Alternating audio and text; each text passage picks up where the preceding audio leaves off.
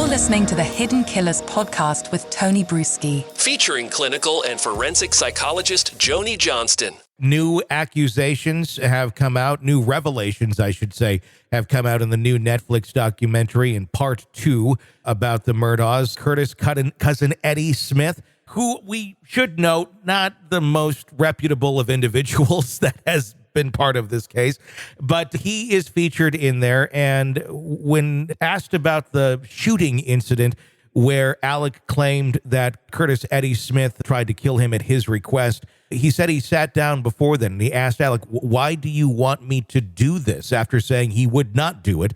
Alec's response was, "Because they're going to be able to prove that I'm responsible for Maggie and Paul." What's your thoughts on that, and why are we just hearing this right now? Well, that's the elephant in the room, right? Yeah.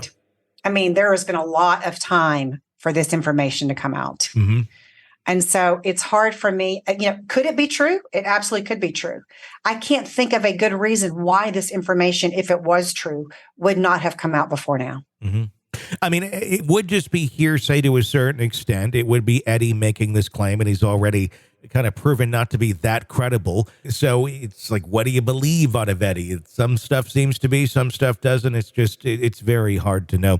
Alec now saying he's going to be pleading guilty to 22 federal charges, including wire fraud, bank fraud, money laundering. For someone who very much seems like a malignant narcissist and just every single turn in his life he has lied, what's changed in Alec's mind to allow him to say, "I did it, I'm guilty"? Is it because he's completely backed into the corner at this point? That is my sense. Either that or he is starting to become more concerned about his reputation. Mm-hmm. I mean, the bottom line, I think, Tony, is that it's hard to imagine, based on everything that's come out about Alex Murdaugh. And of course, we've seen the worst, of the things he's done and how he is as a person. That's always been presented that way. But it's hard to imagine that he's doing it for anything other than for his own self-interest. Whether if there's a real self-interest is in the outside world in terms of he thinks this is somehow going to help his criminal case or whatever, or it's just he's thinking, okay, this is my best strategy for maintaining relationships, whatever it is, I can promise you there's a self-interest involved here.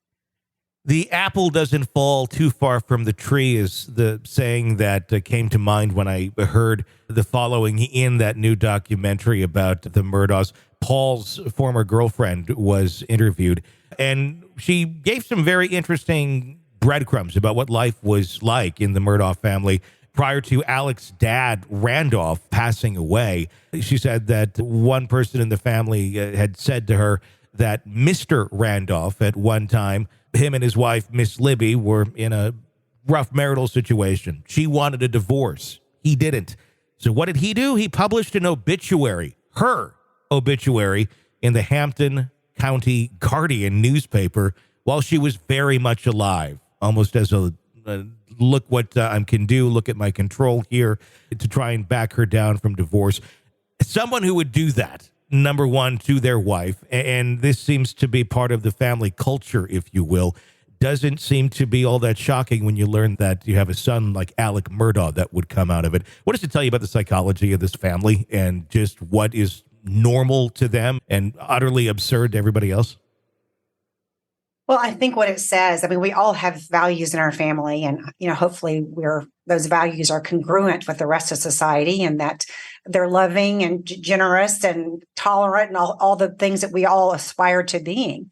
But I think it does say that, people are highly influenced and shaped, not only by how their parents parent them, but also by the things they see their parents doing. Mm-hmm.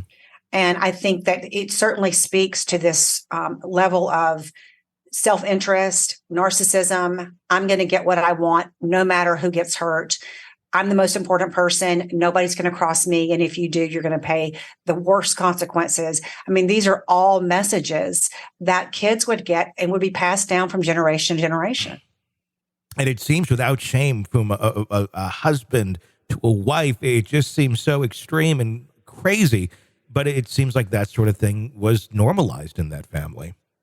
Well, I think, if you kind of try to get in that perspective, Tony, why would there be shame? Because this person's communicating basically, I can do whatever I want to with you. Yeah. Whether it's you're my possession or, I'm the most important person or whatever. Shame is not very congruent when you think about it. Why do people feel shame? Mm-hmm.